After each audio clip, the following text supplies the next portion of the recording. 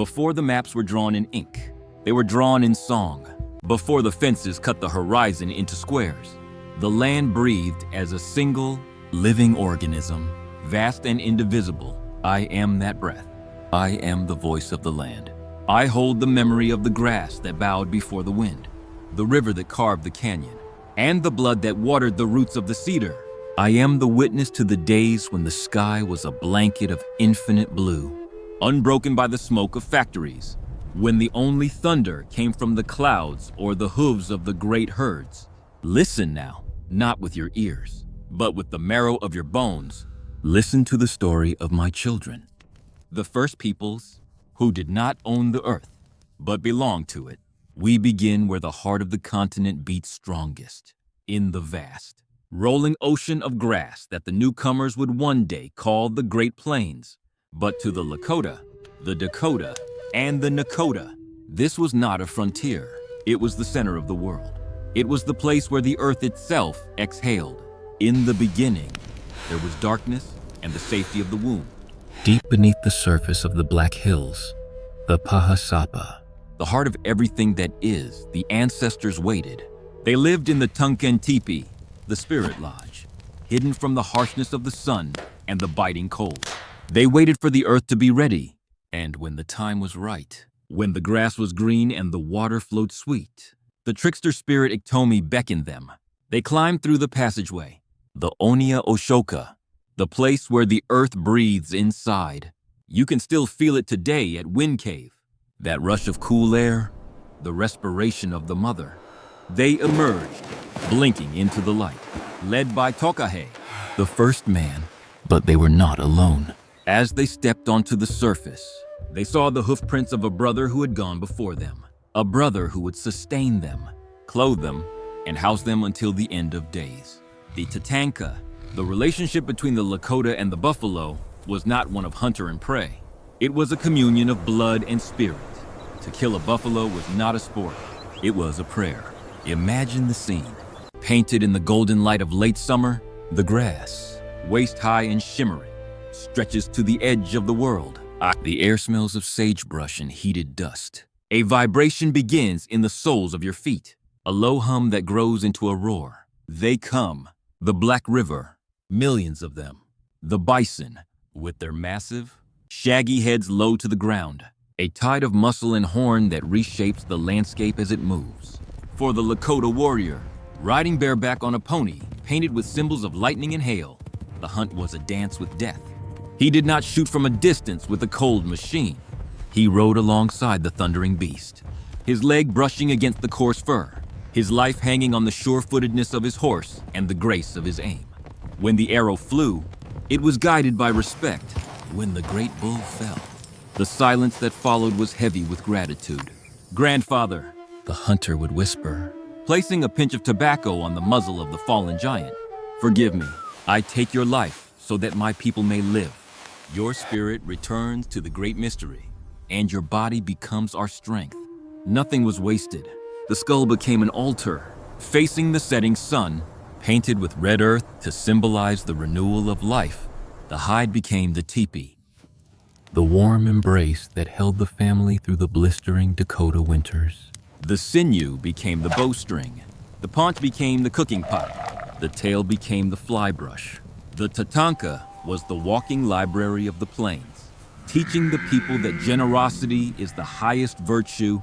Just as the buffalo gave everything of itself for the tribe, so too must a leader give everything for his people. A chief was not the one with the most horses. He was the one who fed the poorest widow, who gave his last blanket to the shivering orphan. To hoard was to be less than human. To give was to be like the tatanka. This spiritual connection culminated in the sun dance. The Wiwanyang Wachipi, it was the time of renewal, when the scattered bands came together in a great circle. In the center stood the sacred cottonwood tree, cut down by a virgin and carried without touching the ground. It was the axis of the universe. The dancers, men who had vowed to sacrifice themselves for the healing of a relative or the safety of the people, stood around it. They did not offer gold or jewels to Wakantanka, the Great Spirit, for they owned nothing but their own bodies, and so they gave their flesh, Pierced through the chest with bone skewers attached to the tree by rawhide ropes, they danced. They danced until they were delirious with pain and thirst, staring into the sun, pulling back until the flesh tore free. This was not masochism. It was an act of profound love. They believed that by suffering, they could take upon themselves the hardships of the tribe, ensuring that the buffalo would return and the cycle of life would continue. But the wind that blows across the plains does not stop at the river. It carries the scent of the pine and the wood smoke further east, crossing the great father of waters, the Mississippi, and entering the deep, brooding woodlands of the Northeast. Here, the canopy is so thick that the sun touches the forest floor only in dappled pools. The air is heavy with moisture and the smell of decaying leaves and wet earth. This is the domain of the Haudenosaunee, the people of the Longhouse. If the Sioux were the masters of space, moving with the horizon, the Iroquois were the architects of order. But before the order, there was chaos. Long ago, before the white sails appeared on the salt water, the 5 nations, Mohawk, Oneida, Onondaga, Cayuga, and Seneca, were drowning in blood. It was the time of the morning wars. Brother killed brother in an endless cycle of revenge. A death for a death, a scalp for a scalp. The rivers ran red, and the people lived in terror behind high palisades. The woods were full of ghosts. Into this darkness came a man in a canoe carved from white stone. He was the peacemaker. He brought a message from the Creator that war was an aberration, a sickness of the mind. He sought out Hiawatha, a man consumed by grief, whose wife and daughters had been murdered by the sorcerer Tadadaho. Hiawatha was wandering the forest, lost in madness, but the peacemaker healed his mind with words of condolence. Drying his tears with the soft skin of a fawn, together, they traveled from village to village, preaching the good mind, righteousness, health, and power. Their greatest challenge was Tadadaho, the Onondaga tyrant. He was twisted in body and mind, so full of hate that snakes grew from his hair, writhing and hissing. He was the embodiment of all the evil that men do to one another. But the peacemaker and Hiawatha did not kill him. They did not conquer him. They sang to him. They sang the hymn of peace until the snakes fell from his hair and his twisted limbs straightened. They combed the hate from his mind and made him the firekeeper of the new Confederacy. Thus was born the great law of peace, the Guyana Shagawa. It was a political masterpiece, centuries ahead of the monarchies of Europe. The peacemaker planted the tree of peace, the great white pine. Its needle clusters grew in groups of 5, symbolizing the 5 nations bound together. I bury your weapons of war beneath this tree. He told them, I cast them into the deep underground current of water, to be carried away forever. He took 1 arrow and broke it easily. Then he took 5 arrows, bound with sinew, and showed that they could not be broken. This was the strength of the League. But this strength did not rest on the shoulders of a king. It rested on the wisdom of the women in the Longhouse. Society was matrilineal. The lineage followed the mother. The children belonged to the mother's clan. The bear, the wolf, the turtle, the snipe. And it was the clan mothers, the Oyani, who held the true power. They were the keepers of the land and the food. A chief, Aroyane, could speak in the council, but he was chosen by the women. If he became arrogant, if he forgot the people, the clan mother would gently warn him. If he did not listen, she would warn him again. And if he still refused to serve the people, she would remove his antlers, the symbol of his office, and he would be a man of no standing. Imagine the Grand Council fire at Onondaga. 50 sachems sit in a circle, representing the nations. They do not shout. They do not interrupt. They listen. The Mohawks and Senecas, the elder brothers, debate an issue. They pass their decision across the fire to the younger brothers, the Oneidas and Cayugas. If they agree, the decision is passed to the Onondaga, the fire keepers. For confirmation, it is a slow process, a deliberate process. Requiring total consensus, it forced men to compromise, to see the world through the eyes of their enemies. It was a democracy of the woods, built on the understanding that no man has the right to rule another against his will. The Iroquois understood that freedom was not the ability to do whatever you wanted. It was the ability to live in balance with your community and the natural world. They lived in longhouses, great structures of elm bark and saplings, stretching up to 300 feet. Inside, a dozen families lived together, sharing fires, sharing food, sharing the responsibility of raising the next generation. There were no locks on the doors. There were no poorhouses. If one had food, all had food. If one starved, all starved. But the wind is shifting again. I feel a cold draft coming from the east. The Iroquois, in their wisdom, looked out from the top of the Tree of Peace, where the eagle sat watching. They saw the sails. They saw the bearded men who carried metal that flashed like the sun and diseases that burned like fire. They saw a people who did not understand the language of the forest, who looked at a tree and saw lumber, who looked at the beaver and saw a hat, who looked at the land and saw a commodity to be bought and sold. The Sioux on the high plains were still largely shielded by distance, following the buffalo under the open sky, their golden age reaching its zenith with the arrival of the horse, the holy dog that transformed them from plodding wanderers into the centaurs of the plains. They were becoming the lords of the grassland, expanding their territory, confident in the protection of Wakantanka. But in the east, the Haudenosaunee were already facing the storm. They tried to teach the newcomers the Great Law. They suggested that the 13 colonies of the white men should form a union like their own, a bundle of arrows that could not be broken. The white men listened, and they took the idea of the union, but they left behind the spirit of the clan mothers and the stewardship of the earth. The tragedy that was to come was not just a clash of armies, it was a clash of realities. On one side, a world where the land was the mother, sacred and indivisible.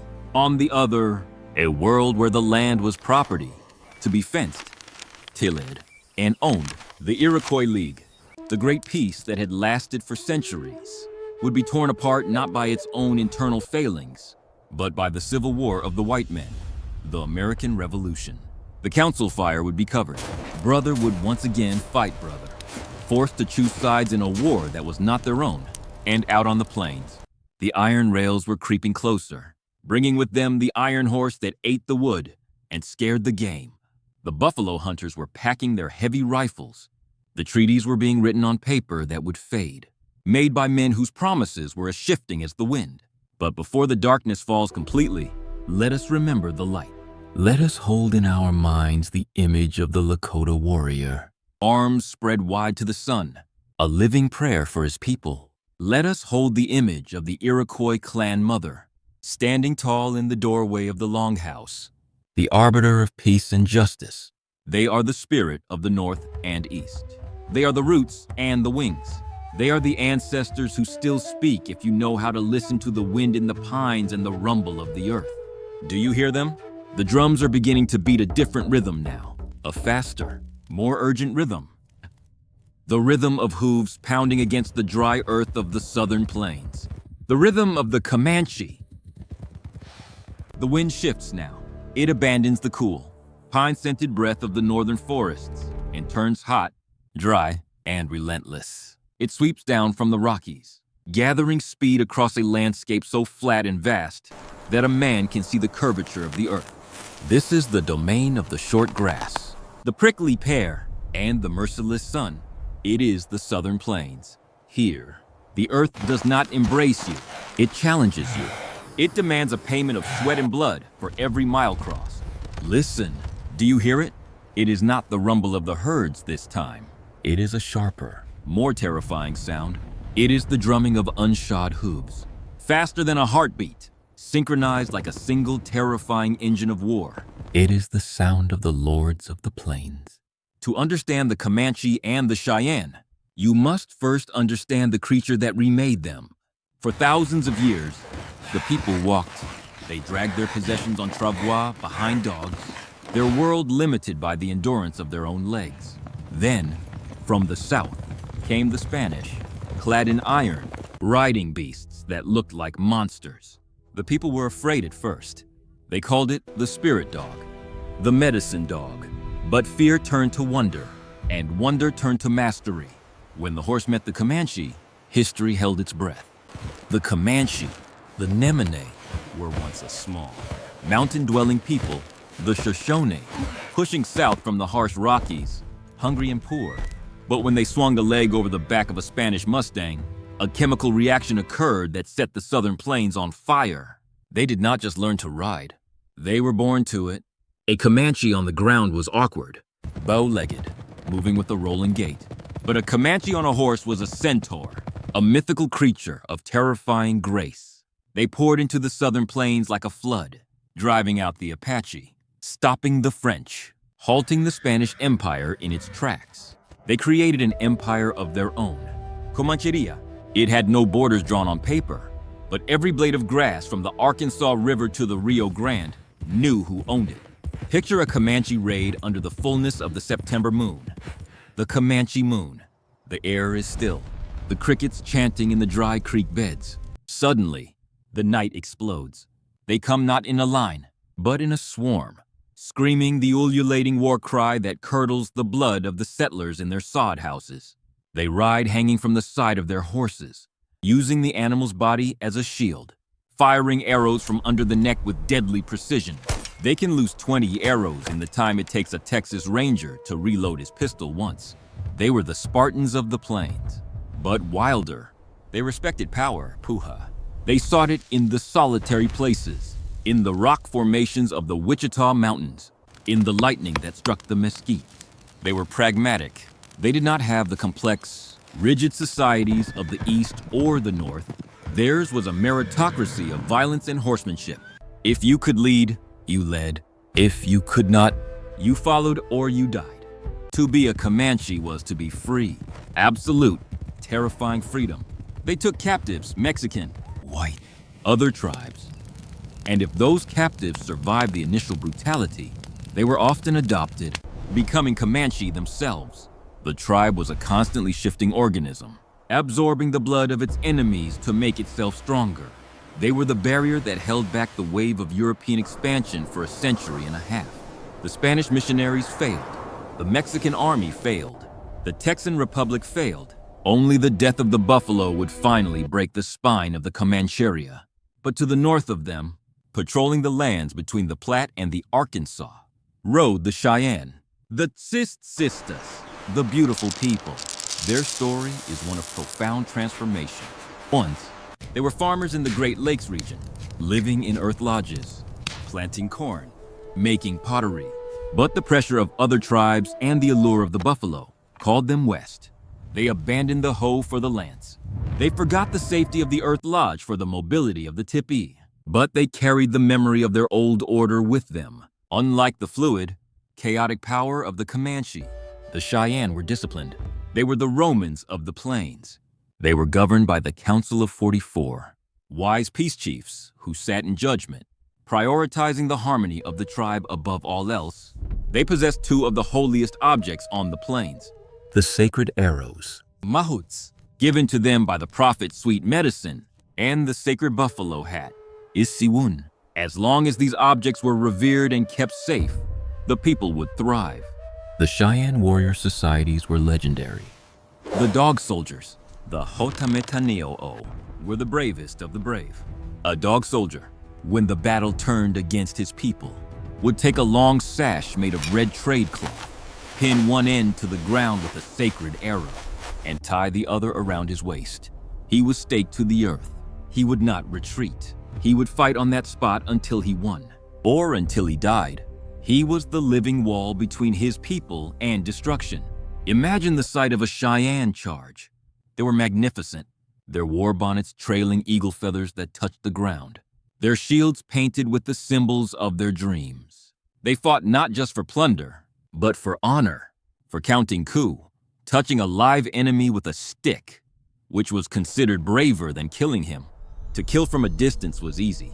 To touch death and walk away was power. But the tragedy of the Cheyenne is a wound that still bleeds in the memory of the earth. It is the story of Sand Creek. The year was 1864. The Civil War was raging in the East, turning the rivers of Virginia red. But in Colorado, a different kind of war was brewing. The gold rush had brought thousands of miners, and they wanted the land. The Cheyenne, under the wise chief Black Kettle, sought peace. Black Kettle was a man of vision. He saw the tide coming. He knew that war with the whites was a path to extinction. He had been to Washington. He had been given a great American flag by President Lincoln. As long as this flag flies above you, he was told, you and your people will be safe. Black Kettle believed them. He camped his band of mostly women, children, and old men on the bend of Sand Creek. The young warriors were away. The camp was asleep, the winter air biting and cold. Above Black Kettle's lodge, the stars and stripes fluttered in the dawn breeze. Alongside a white flag of truce, he trusted the promise. Then came the rumble. Not buffalo, not thunder. It was the 3rd Colorado Cavalry, led by Colonel John Chivington, a man who preached the Bible on Sundays and preached extermination the rest of the week. Nits make lice, he had said, justifying the killing of children. The attack was not a battle, it was a butchery. As the soldiers charged, Black Kettle stood by his flag, waving his arms, calling for calm, pointing to the banner of protection. White Antelope, an old chief, saw the soldiers coming. He did not run. He stood with his arms folded across his chest and sang his death song. Nothing lives long, only the earth and the mountains. He fell under a hail of bullets. The soldiers swept through the camp like a pestilence. They did not just kill, they mutilated. They cut down fleeing women. They shot toddlers pleading for mercy. They took scalps, fingers, and private parts as trophies to display in the theaters of Denver. The dry creek bed drank the blood of the innocents. The silence that followed was the silence of a shattered covenant. Black Kettle survived, carrying his wounded wife. His heart broken not just by the loss of his people, but by the betrayal of the peace he had championed. The massacre at Sand Creek sent a shockwave across the plains. The peace chiefs had been proven wrong. The young warriors, the dog soldiers, looked at the smoking ruins and knew there was only one answer left. The pipe was smoked. The runner was sent. From the smoke of Sand Creek rose a unified cry for vengeance. The Cheyenne sent word to the Sioux. They sent word to the Arapaho. Even the Comanche, busy with their own wars in the South, felt the tremor. The white man did not want peace. He wanted the land empty. The years that followed were years of fire. The war for the buffalo began. The Red River War, the Fetterman fight. The tribes realized that their individual survival depended on their collective resistance. The Cheyenne, with their disciplined fury, and the Comanche, with their terrifying ubiquity, made the plains a place of death for the encroachers. But the enemy had a weapon more powerful than the howitzer or the repeating rifle. They had the hide hunters. They came by the thousands, setting up their sharp rifles on tripods, killing 50, 100 buffalo in a day, stripping the hides and leaving the carcasses to rot. The air of the plains turned putrid with the smell of decay. The great herds, The black rivers of life, began to dry up. Quanab Parker, the last great chief of the Comanche, the son of a white woman and a Comanche warrior, watched the end approaching. He saw the buffalo bones piled like mountains at the railheads. He saw the hunger in the bellies of his children. He fought with a brilliance that stunned the U.E.'s army, disappearing into the canyons of the Palo Duro, striking and vanishing like smoke. But you cannot fight hunger with arrows. You cannot shoot the winter. The Comanche were not defeated by soldiers. They were starved into submission. The Cheyenne were not conquered by bravery. They were hunted until they had no place left to lay their heads. Yet, in the twilight of their freedom, they left a legacy that burns brighter than the sun. They taught the world what it means to be a horseman. They taught the world the ferocity of a mother protecting her young. They showed that a man could be staked to the ground, facing certain death, and find in that moment a freedom that the man holding the gun would never understand. The southern plains are quiet now. The fences cut the horizon. The oil pumps nod their iron heads where the buffalo once grazed. But listen closely to the wind when it howls through the canyons of the Palo Duro. Listen to the thunder in the Oklahoma summer. It is the echo of the dog soldiers. It is the ghost of the Comanche moon. It is the heartbeat of a people who were bent, but never truly broken. The circle is tightening. The survivors are being pushed closer together. The refugees from the south are moving north. The refugees from the east are moving west. All roads are leading to a grassy ridge in Montana, above a river called the Greasy Grass. The climax is coming. The Apache are holding out in the burning rocks of the Southwest, the last holdouts of a continent in flames. We must go to them now. We must walk the dry, thirsty lands of the Apache and the Navajo, and then we must stand on the ridge at Little Bighorn. The wind changes again. It strips off the moisture of the Mississippi and the rolling rhythm of the plains. It becomes a blade, honed on sandstone and obsidian. It howls through the slot canyons where the sun only touches the floor for an hour a day. It scours the mesas where the silence is so profound, it rings in your ears like a bell. We have arrived in the Southwest, The land of the red earth. the turquoise sky, and the people who are as enduring as the rock itself. Here, in the shadow of the sacred mountains, Blanca Peak to the east, Mount Taylor to the south, the San Francisco Peaks to the west, and Hesperus Peak to the north, lives the Diné. The people, you know them as the Navajo. They did not always belong to the stone. They came from the far north, speaking the same Athabascan tongue as the people of the ice. But when they arrived in the four corners of the world, they changed. They did not just hunt, they listened. They listened to the holy people who lived in the wind and the thunder. They learned from Spider Woman, who taught them to weave the universe into a rug. Picture a Navajo weaver sitting before her loom. It is not just a craft, it is a prayer made visible. The warp is the sunlight. The weft is the rain. Every blanket tells a story of balance. Hojo, beauty before me, beauty behind me, beauty above me, beauty below me. They took the sheep brought by the Spanish, the churro sheep with their long, silky wool, and they built a life of pastoral grace. They planted peach orchards deep in the Canyon de Chelly, turning the Red Rock Canyon into a Garden of Eden. They were wealthy in the way that matters.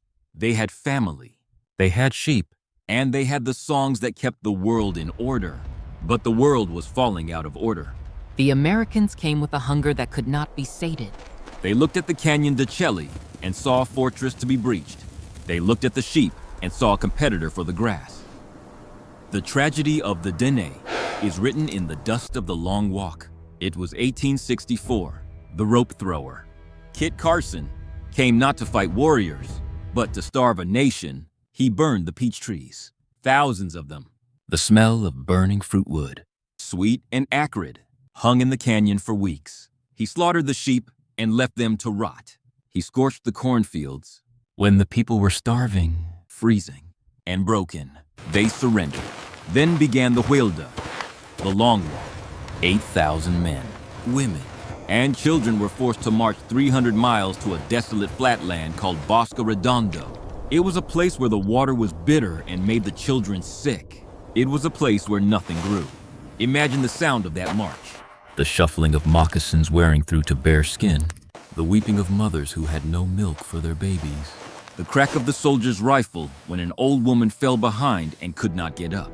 They left the trail of bodies across New Mexico, unburied, their spirits trapped between the worlds. At Bosque Redondo, they lived in holes dug into the ground, huddled under scraps of canvas, eating flour that gave them dysentery.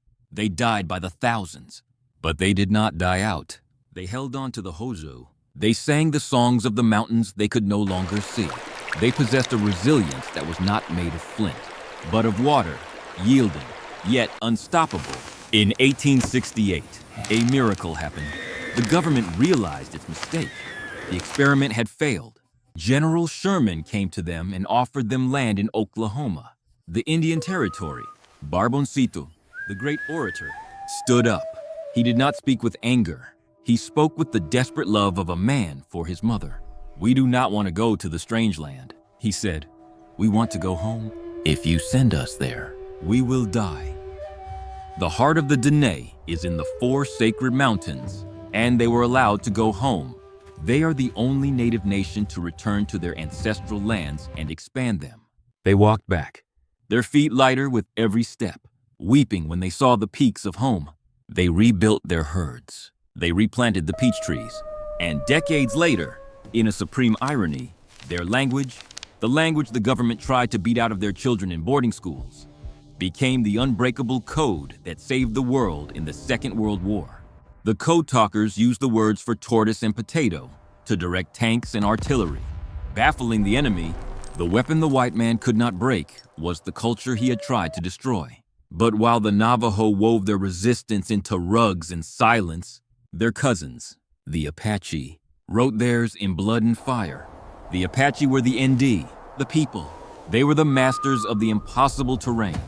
They could run 50 miles in a day across the burning desert with a mouthful of water. They could disappear into a landscape that offered no cover. They were the wind that kills. To the Apache, the universe was filled with power. DA. A warrior sought power from the owl. The bear, the lightning. They were not a single nation, but a collection of fiercely independent bands. Chiricahua, Mescalero, Jicarilla. They had no central government to sign treaties. You could make peace with one band and be raided by another the next day. The name that echoes loudest across the canyons is Geronimo. Goyawe, the one who yawns. He was not a chief. He was a shaman, a medicine man who had seen his wife, mother, and 3 children murdered by Mexican soldiers. He swore a vow of vengeance that would shake 2 nations. Geronimo was a ghost. He and his tiny band of 30 warriors evaded 5,000 U.S. soldiers and 3,000 Mexican soldiers for months. They moved like shadows. They drank from cacti. They knew every cave, every spring, every secret trail in the Sierra Madre. The newspapers painted him as a monster, a butcher, but to his people, he was the last breath of freedom. He was the refusal to submit to a life of farming on a reservation where the soil was dust and the agents were thieves. His surrender in 1886 marked the end of an era when he came down from the mountains, dusty and defiant. The Wild West effectively ended. The frontier was closed. The heavy door of the reservation system slammed shut. But the story does not end in the desert. The currents of history are flowing north again, converging for one final cataclysmic storm. While the Apache were fighting their guerrilla war, the Great Plains were witnessing a gathering of nations such as had never been seen before. The U.S. government had ordered all Lakota and Cheyenne to return to their reservations by January 31st. 1876. It was an impossible order. Given in the dead of winter, the people refused. They were following the buffalo. They were following Sitting Bull. Sitting Bull. Tatanka Iyotake. He was more than a leader. He was a holy man, a vision seeker. In June of 1876, the tribes gathered in the valley of the Little Bighorn River, the Greasy Grass. It was a city of tipis, 3 miles long, 7 councils fires of the Lakota, joined by the Northern Cheyenne and Arapaho. Thousands of warriors, 10,000 people. Sitting Bull performed a sun dance. He offered 100 pieces of his own flesh to Wakantanka. He danced until he fell into a trance. When he awoke, he spoke a prophecy. I saw soldiers falling into our camp like grasshoppers, upside down. It was a vision of a great victory, but a victory that would come with a terrible price. On June 25th, the prophecy came true. Lieutenant Colonel George Armstrong Custer, a man with hair the color of straw and an ego the size of the mountains, rode toward the encampment. He did not scout. He did not wait for reinforcements. He believed the Indians would run. He was wrong. They did not run. They swarmed. Gal, the Hunkpapa war chief, led the counterattack that shattered Major Reno's battalion. And then, Crazy Horse, Tashunkawitko, the strange man of the Oglala, arrived. Crazy Horse, who never wore a war bonnet, who painted a lightning bolt on his face and wore a small stone behind his ear. He rode into the fray crying, "Hokahei, it is a good day to die." The dust was choking. The noise was deafening. The screams of horses, the crack of carbines, the war cries, the bone whistles. Custer and his men were trapped on a grassy ridge. They were not fighting a disorganized mob. They were fighting the greatest light cavalry the world had ever seen, fighting for the survival of their way of life. In less than an hour, it was over. Custer and all his men lay dead. The grasshoppers had fallen. It was the greatest victory in the history of the Native American resistance. But as the smoke cleared, the chiefs knew it was the beginning of the end. Now, Sitting Bull said, "They will never let us rest." The retribution was swift and terrible. The army came in waves. They hunted the bands through the winter snows. They killed the horses. They burned the meat. One by one, the chiefs were forced to surrender. Crazy Horse, the unconquered, rode into Fort Robinson to save his people and was bayoneted in the back while trying to resist imprisonment. Sitting Bull fled to Canada, the grandmother's land, but hunger eventually drove him back. The spirit of the people was crushed. The buffalo were gone, replaced by cattle. The sacred hoop was broken, but in the depth of their despair, a new hope flickered. A Paiute prophet named Wovoka had a vision. He saw the ancestors returning. He saw the buffalo coming back. He saw the earth rolling up the white man and his works like a carpet, leaving the land pristine again. All the people had to do was dance, the ghost dance. It swept through the reservations like wildfire.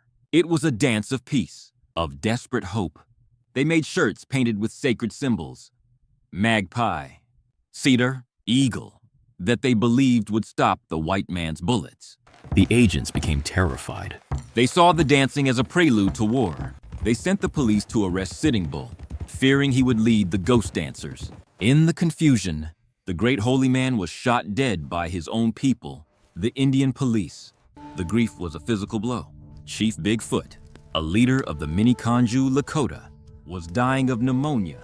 He led his band of 350 followers, mostly women and children, south, trying to reach the safety of Red Cloud's agency at Pine Ridge.